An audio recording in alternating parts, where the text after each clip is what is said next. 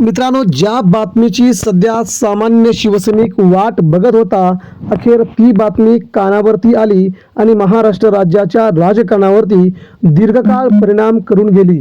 मित्रांनो, अखेर खासदार माघारी फिरणार. मित्रांनो, या बातमीने सध्या तुमचा यावरती विश्वास बसणार नाही, मात्र देशाच्या राजकारणामध्ये उद्धव ठाकरे यांचं पर्व आता सुरू झाले का, अशी चर्चा मात्र जनसामान्यांमध्ये सुरू झाली आहे. उद्धव बाळासाहेब ठाकरे हे जनसामान्यांचे नेते आहेत. ठाकरेंना मानणारा महाराष्ट्रात कोणत्याही नेत्यापेक्षा प्रचंड मोठा वर्ग आहे, तो म्हणजे सामान्य वर्ग. हा उद्धव ठाकरेंना बऱ्यापैकी आणि अतिशय सगळ्या बड्या नेत्यांच्या पुढे क्रमांक 1ला लोकांच्या जवळ असणारे नेते म्हणून उद्धव ठाकरेंना मानलं जातं. काल मित्रांनो, उद्धव ठाकरे यांचा वाढदिवस होता. या वाढदिवसाच्या निमित्तानं काही खासदारांनी उद्धव ठाकरे यांच्या वाढदिवसाच्या शुभेच्छांच्या पोस्ट केल्या आणि मित्रांनो, चर्चा सुरू झाली. शिंदेचे 2 खासदार उद्धव ठाकरेंच्या मातोश्रीवरती प्रवेश करणार. हे खासदार अजूनही आपली निष्ठा मातोश्रीशी कायम ठेवून आहेत. त्यामुळे या खासदारांचा आता उद्धव ठाकरे यांच्या मातोश्रीवरती प्रवेश होणार. या बातम्या लागलीच सगळीकडे प्रचंड प्रमाणामध्ये व्हायरल होण्यास सुरुवात झाली आणि अखेर खासदारांनी पोस्ट केल्या, उद्धव साहेब आपणास वाढदिवसाच्या मनपूर्वक शुभेच्छा. ठाकरेंना त्रास देऊन ठाकरेंची शिवसेना सोडून गद्दारी करणारे हेच ते खासदार ज्यांनी उद्धव ठाकरेंना सोडलं.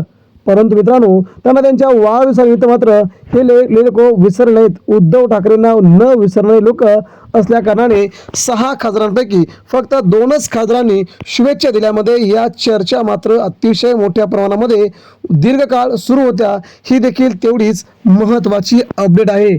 मित्रांनो, त्यामध्ये कोण होते 2 खासदार आणि काय झालं आणि कोणाचा होणारा प्रवेश ते देखील बघूया.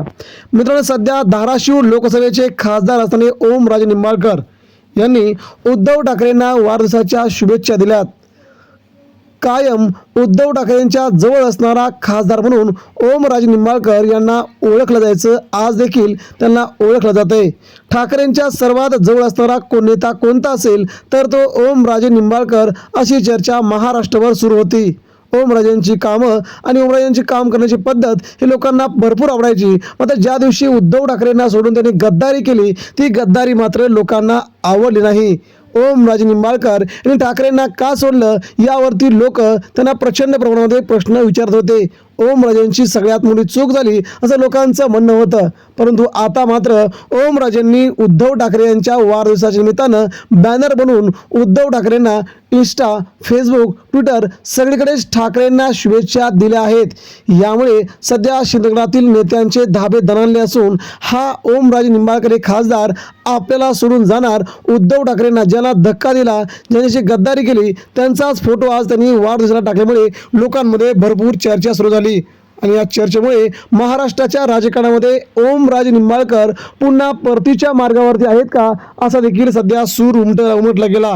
या एका सुरामुळे महाराष्ट्र राज्याच्या राजकारणामध्ये उद्धव ठाकरे यांच्या शिवसेनेत 2 खासदारांची घरवापसी होणार अशी देखील माहिती सुरू झाली. दुसरे एक खासदार आहेत बंडू जाधव. बंडू जाधव हे परभणीचे खासदार, हे देखील उद्धव ठाकरेंच्या खूप जवळ होते. त्यांनी देखील उद्धव ठाकरेंना वाढदिवसानिमित्त शुभेच्छा देणारा बॅनर आपल्या फेसबुकवरती, इंस्टावरती टाकला. परंतु अवघ्या 3 तासांच्या आतमध्येच बंडू जाधवांनी उद्धव ठाकरेंच्या वाढदिवसाची पोस्ट डिलीट केली. यामुळे बंडू जाधवांना खूप मोठ्या प्रमाणात ट्रोल केलं जात आहे. उद्धव ठाकरेंचा फोटो कोणी डिलीट मारायला सांगितला, उद्धव ठाकरेंना शुभेच्छा दिल्या आणि फोटो लागलीच 2 तासामध्ये डिलीट का मारला, असा जाब सध्या परभणीकर जाधव यांना विचारत आहेत. त्यामुळे बंडू जाधव यांची तर चूक झालीच, परंतु पुन्हा अजून त्यांनी मोठी चूक केल्यामुळे त्यांना आता निवडून येणं, ठाकरेंच्या सैनिकांशी वैर पत्करणं त्यांना महागात पडतंय. एकंदरीत मित्रांनो, महाराष्ट्र राज्याच्या राजकारणामध्ये ओमराजे निंबाळकर आणि बंडू जाधव यांची चलबिचल शिंदेगडात होते का, त्यांना पुन्हा उद्धव ठाकरे दिशेने यायचंय का, असे वेगवेगळे प्रश्न विचारले जाऊ लागले. परंतु सध्या मात्र त्यांनी ठाकरेंशी आपलं ऋण व्यक्त करण्यासाठी, ठाकरेंनी आपल्याला इथपर्यंत पोहोचवलं, हे ऋण व्यक्त करण्यासाठी त्यांनी वाढदिवसाच्या शुभेच्छा दिल्या असं बोललं जात आहे. मात्र त्यांचा प्रवेश आगामी काळात कुठेही होणार नसल्याचं शिंदेगडातून सांगण्यात येत आहे. मात्र शेवटी काय होईल ते कळेलच.